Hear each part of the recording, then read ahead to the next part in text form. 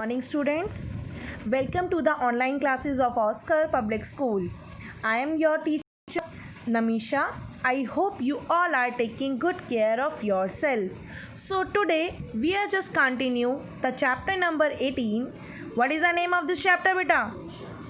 Government in India. I hope बेटा आप पढ़ाए हुए चैप्टर्स को दोबारा से वीडियोस देखते हैं एंड बुक से उसे रीड भी करते हैं, which is very very important. So पढ़ाने के बाद आप अगर आपके पास बुक है तो आप बुक से रीड कीजिए. If you don't have any book so आपको मैं PDF शेयर करती हूँ, तो आप PDF में से ज़रूर रीड कीजिए. गॉट इट बेटा? So let's start the chapter. So in today's class beta we are just reading about the state government, and the last one is the judicial system in India. So let's start students. The state government beta, according to the name, what do you think about that? What is you know about that the state government? कुछ बताया था मैंने आपको last classes के अंदर state government के रिलेटेड. अच्छा, tell me that what is that central government. Central government basically बेटा two parts of central government is basically look after the whole country. So same as that the state government, there is a state government is every state of India. state government क्या होती है? हर state में setup होती है. And like the Lok Sabha there is a state assembly in every state. Lok Sabha की तरह state में भी हर एक असेंबली होती है. Right now we are just talking about what is the work of state government. So basically beta the state government makes law related to the issue of the concerned state. state government क्या करती है? सिर्फ और सिर्फ state के लिए law बनाती है. We have just already read about कि आपने कहा कि मैम पार्लियामेंट भी लॉ बनाती है. यस बेटा, जो पार्लियामेंट लॉ बनाती है वो पूरी कंट्री के लिए है, बट स्टेट में भी कुछ रूल्स एंड रेगुलेशंस होते हैं, उसको फॉलो करने के लिए स्पेशली स्टेट गवर्नमेंट लॉ बनाती है. And who is the head of the state? Yes, the governor is the head of the state government. Who is the अच्छा टेल मी बेटा, who is the governor of our state? हमारी दिल्ली का governor कौन है? Guess what? Yes, he is the mister Anil Baijal. Repeat, mister Anil Baijal. He is the governor of our state and he is also the head of the state government.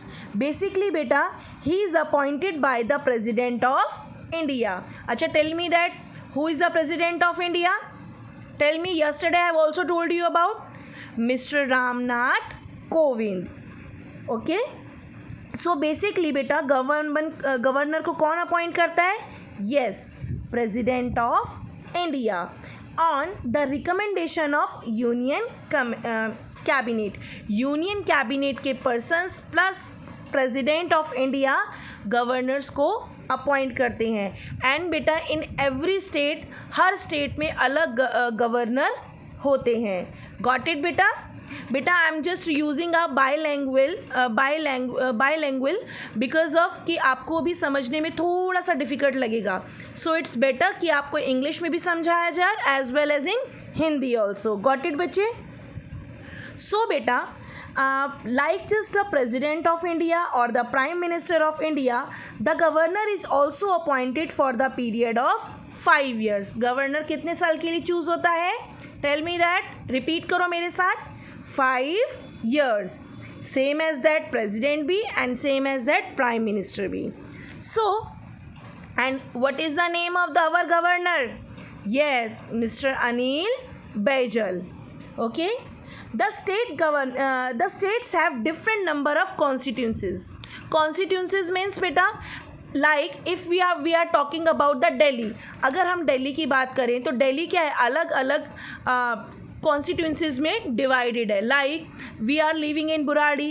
One constituency is Buradi, one constituency is the Chandni Chowk, one constituency is the अलग अलग wards में और constituencies में state divide होता है. So it depend upon the total number of member of state assemblies. An elected member of the state assembly is called a member of legislative assembly. First of all बेटा state legislative assembly क्या होती है? Basically बेटा अलग अलग, जैसे like in every class has a monitor, her class से एक मॉनिटर होता है जो कि अपनी क्लास को रिप्रेजेंट करता है. Same as that every state has a different constituencies में डिवाइड होती है, और जो उसका इलेक्टेड मेंबर होता है उसे कहा जाता है मेंबर ऑफ लेजिस्लेटिव असेंबली, जिसको क्या कहते हैं हम शॉर्ट में? MLA. MLA, member of legislative assembly. Basically बेटा yes, every person who is 18 year or more age of this, कोई पर्सन या तो 18 साल से या 18 साल से ऊपर का है, basically has resident of the state, अगर वो स्टेट में रहने के लिए रेजिडेंट भी है, they have right to elect the member of legislative assembly. Like बेटा if there is a general election, अगर इलेक्शन स्टार्ट हैं लोकसभा के, सो आप देखते हो if your parents obviously they are 18 above age, 18 साल से ऊपर है. इफ़ यू दे अगर उनका उसी एरिया का वोटर आईडी बना हुआ है, उसी रेजिडेंट का वोटर आईडी बना हुआ है, उसी स्टेट का वोटर आईडी बना हुआ है, so they are totally allowed to give a vote. वो अपने रिप्रेजेंटेटिव को वोट के थ्रू चूज़ कर सकते हैं. If you are living in Delhi, लेकिन आपका रेजिडेंट कहाँ पे है, आपका वोटर आईडी कहाँ का बना हुआ है, मुंबई का या फिर उत्तर प्रदेश का, तो आप दिल्ली में आकर वोट नहीं दे सकते. It is very important to understand this.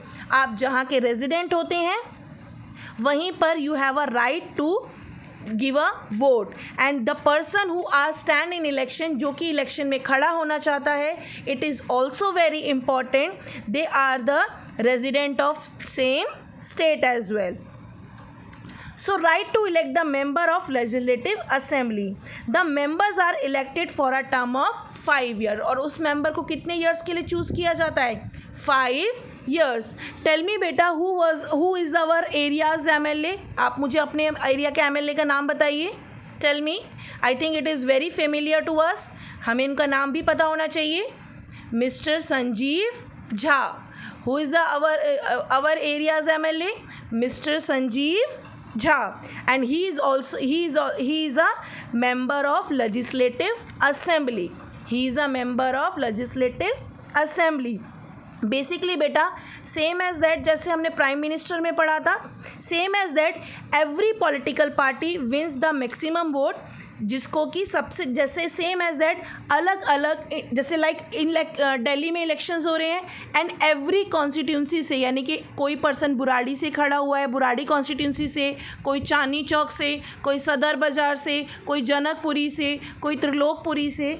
So basically this is the constituencies जहाँ से अलग अलग पार्टीज़ के पॉलिटिकल पार्टीज़ के कैंडिडेट्स खड़े होते हैं, और जिस पार्टी को सबसे ज़्यादा नंबर ऑफ वोट मिलते हैं, बेसिकली उसको गवर्नर जो है क्या करता है, इनवाइट करता है, और उसी के हेड को क्या करते हैं, लाइक जैसे Aam Aadmi party in Delhi, who is our prime minister of Delhi?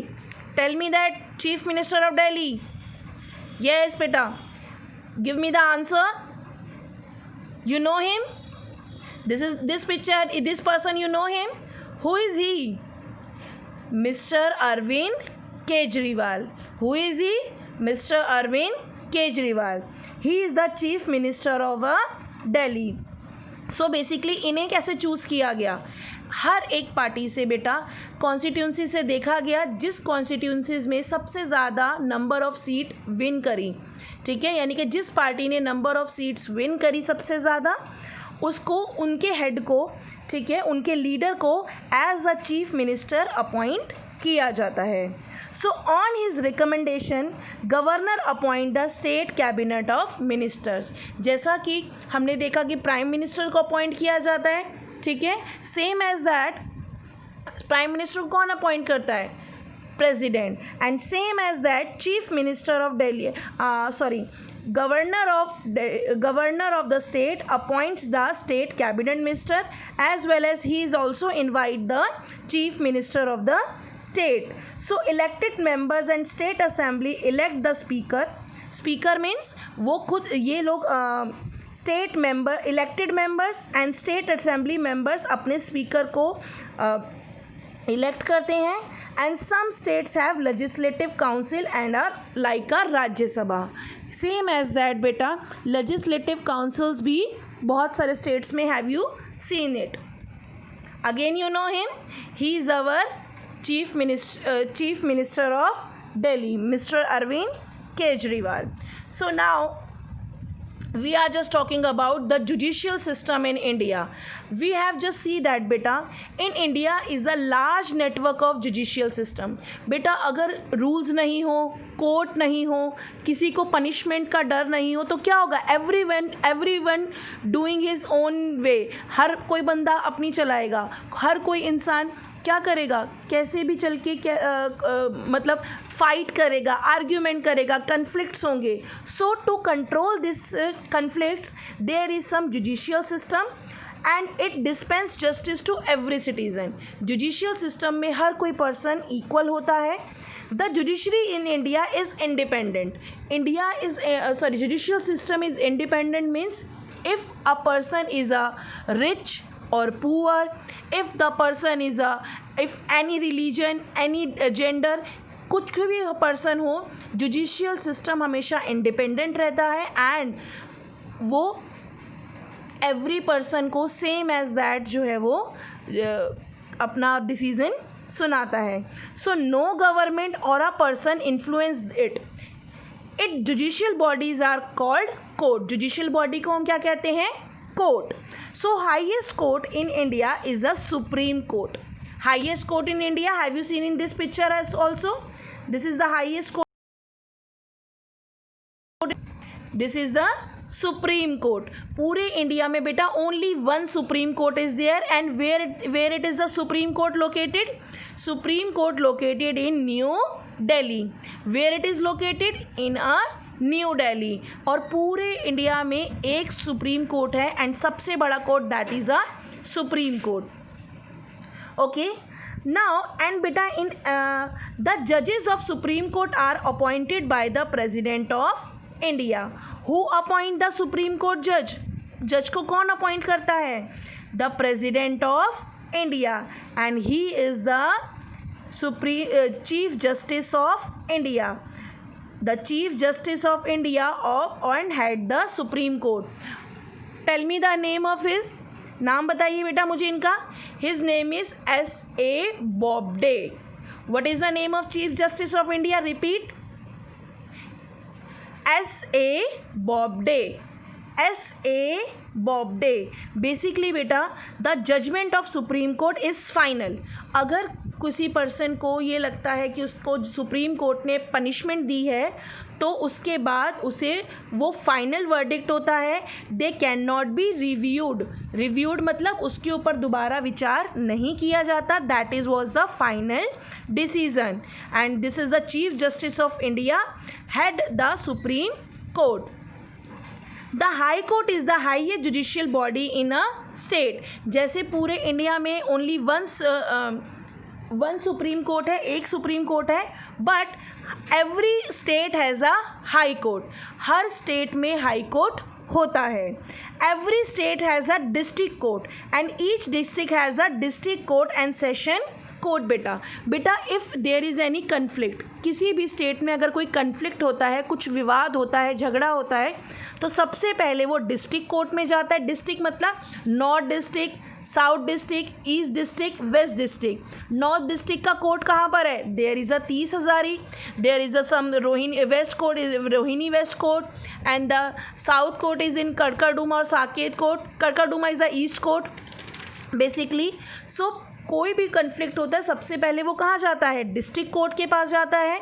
If person will not satisfied the verdict, अगर वो उनके डिसीजन से सेटिस्फाइड नहीं होते तो जो भी पर्सन होता है वो हाई कोर्ट में अप्लाई कर सकता है. अगर उसको हाई कोर्ट से भी सेटिस्फेक्शन नहीं है so they can apply in the supreme court.